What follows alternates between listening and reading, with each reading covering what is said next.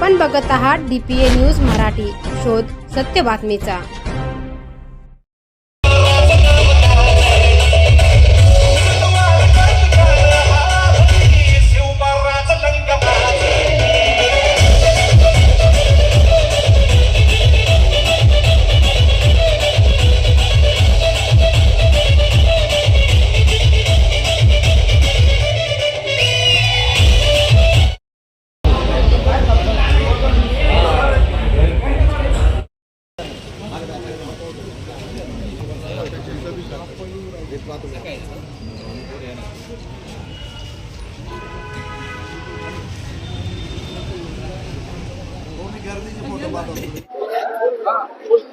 खरं तर हे जनतेचे आशीर्वाद आहे, जी आम्ही 17 ते 22 आणि 22 ते 25 जो प्रशासन काळ असताना कामं केली, त्याचं हे खरं तर फळ आहे।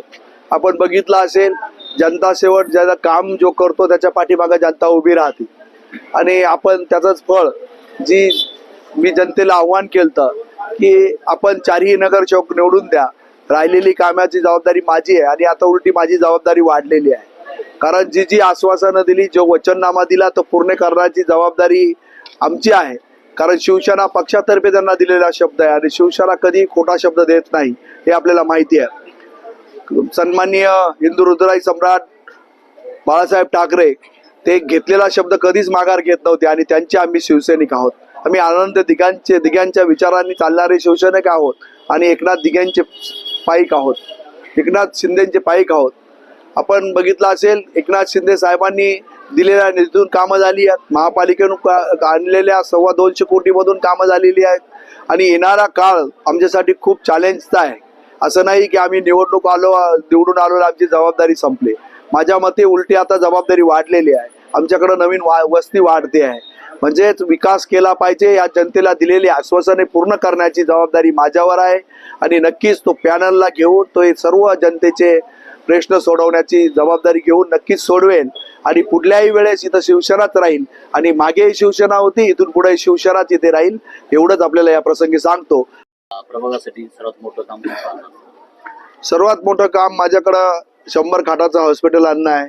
एक क्रीडांगणाचं जे अर्धवट काम राहिलेलं आहे, क्रीडांगण केलेलं आहे पण त्याला लाइटिंगची व्यवस्था, दोन्ही बाजूनी झाडाची व्यवस्था, तिथं मुलांसाठी जे क्रिकेटची व्यवस्था त्यांना कशी करता येईल, अजून काही खेळाच्या तिथं काय सुविधा करू शकतो त्या केल्या पाहिजे, ह्या सर्व माझ्या डोक्यात आहे।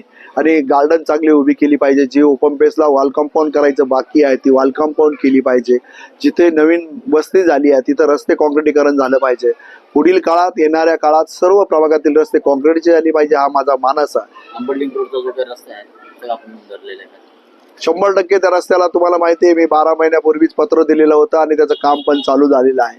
त्याला बंद करण्यासाठी पोलीस कमिशनरची परमिशन लागते, ते परमिशन साठी दिलेलं आहे आणि त्या रस्त्याचं काम चालू झालेलं आहे। तो 6 पदरी रस्ता समृद्धी जसा आपला हवे आहे तसाच रस्ता बनणार आहे आणि तो एकदम क्वालिटीचा। खरं तर ही जनताच आमचं कुटुंब असं समजून आम्ही जे कोरोना काळात सेवा केलेली, त्या सेवेचं फळ आमच्या चारही उमेदवारांना भरभरून प्रेम जनतेने मतदान रूपी आशीर्वाद देऊन टाकलेलं आहे।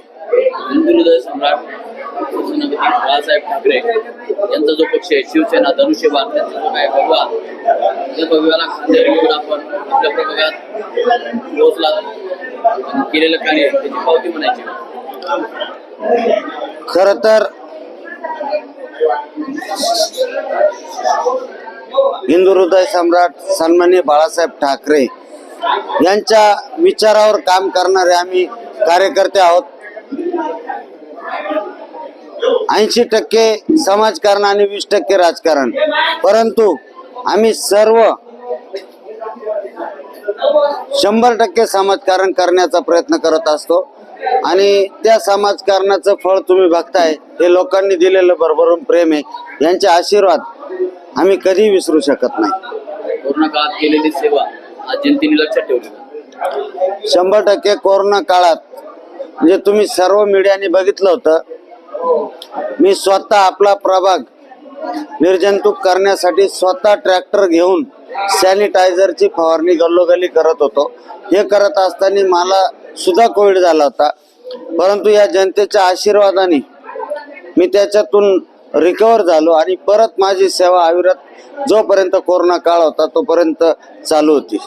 त्या काळात आपण कुठेही मीडियाबाजी न करण्याचा प्रयत्न केला, त्यानंतर कुठेही फोटो नाही पाठवले किंवा असं नाही. खरं तर तो जो काळ होता, मी कायम सांगतो का असा जो काळ आपण सर्वांनी बघितलाय, कोणी म्हणजे पुढच्या पिढीला हे वाईट दिवस जे आपण बघितले कोरोनाचे ते बघायला न मिळो अशी मी खरं तर परमेश्वराला प्रार्थना करतो. कारण ज्या पद्धतीने आम्ही जेव्हा आत्ताच तुम्हाला सांगितलं, जे ट्रॅक्टर घेऊन आम्ही फवारणी करत होतो, एखाद्या गल्लीत जरी पेशंट निघाला तरी प्रत्येक महिला भगिनी असतील, जे बंधू असतील ते घाबरून जायचे आणि ते सांगायचे आमचे पूर्ण घर पण सॅनिटाईज करून द्या. आणि एक आम्ही त्या कोरोना काळात आमचं कर्तव्य समजून ही सेवा करत होतो. बाकी रेमडेसिवीर देखील आपण उपलब्ध करून दिले. हे बघा, कोरोना काळात काही ठिकाणी अन्न पुरवठा असेल, भाजीपाला पुरवठा असेल, महिला भगिनी मार्केटला जायला घाबरायच्या, तर आम्ही त्यांना घरी प्रोव्हाइड करायचो. लागणारे भाजीपाला असो, ह्या ज्या दैनंदिन गरजेच्या वस्तू आम्ही डेली प्रोव्हाइड करायचो.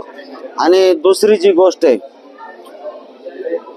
पेशंटला ऑक्सिजन सिलेंडरचा जो तुटवडा निर्माण झाला होता, त्या काळात आम्ही अनेक लोकांना, काही पेशंटचा डिस्चार्ज झाल्यानंतर घरी ऑक्सिजन लावायला लागायचं. आम्ही सर्वांना ऑक्सिजनचे किट घरोघर देत होतो. खरं तर जनतेने आम्हाला नेहमीच भरभरून प्रेम दिलेलं आहे आणि हे प्रेम असंच वाढत जावं अशी मी परमेश्वराला प्रार्थना करतो. कारण जी सेवा करतो आम्ही निस्वार्थ करत आलेलो आहोत आणि 100% माझे मायबाप जनतेने ही लक्षात ठेवून आमच्या सोबत निस्वार्थपणे उभे राहिलेले आहेत. एक जिंकणारे, एक हारणारे आणि मोकळ्या मनाने ते प्रत्येकाने, आम्ही जसं हार सुद्धा स्वीकारली होती त्याच मोकळ्या मनाने आम्ही जीत सुद्धा स्वीकारली. आणि आम्हाला जेव्हा हा पराभव झाला तेव्हाही आम्ही जनतेची सेवा सोडली नाही, आजही सोडायचं काही कारण नाहीये. खरं तर जनतेची सेवा करणं हा आमचा छंद आहे आणि तो आम्ही 100% निस्वार्थपणे जोपासणार. सामाजिक कार्याचा आपण काय अग्रेसर असतात? आध्यात्मिक कार्याचा तुम्ही विचारलं तसं खरं तर तो आमचा वारसा आहे आणि त्या वारसामुळे जे आपल्या परिसरात अनेक मंदिरं असतील, अनेक सप्ते असतील, त्या प्रत्येक धार्मिक कार्यात आम्ही कायम जनतेच्या सोबत असतो. जोही काय आदेश आम्हाला जनता देईल त्याप्रमाणे आम्ही वागत असतो. मोठा शिवजन्म महोत्सवाबद्दल काय सांगा तुम्ही? खरं तर आपल्या सातपूर परिसरात शिवजन्मोत्सव म्हणून तुम्ही सर्वांनी बघितलं असेल, स्वप्नील पाटील असतील, बाळा निगड असतील, मी निवृत्ती इंगोले असेल, असे अनेक आमचे सहकारी एकत्र झाले. आम्ही एक मीटिंग घेतली आणि ही मीटिंग घेऊन आम्ही ठरवलं एक शिवजन्मोत्सव करायचा, तिथं विविध समाज प्रबोधन होईल अशा दृष्टीचे कार्यक्रम ठेवायचे. आणि मला वाटतं 20-25 हजार लोकांना जमा करणारा एकमेव शिवजन्मोत्सव आहे तो सातपूर शिवजन्मोत्सव. तरुणाईची क्रेज आता आपल्याकडे वाढत चाललेली, पूर्वी देखील होती, काय सांगा?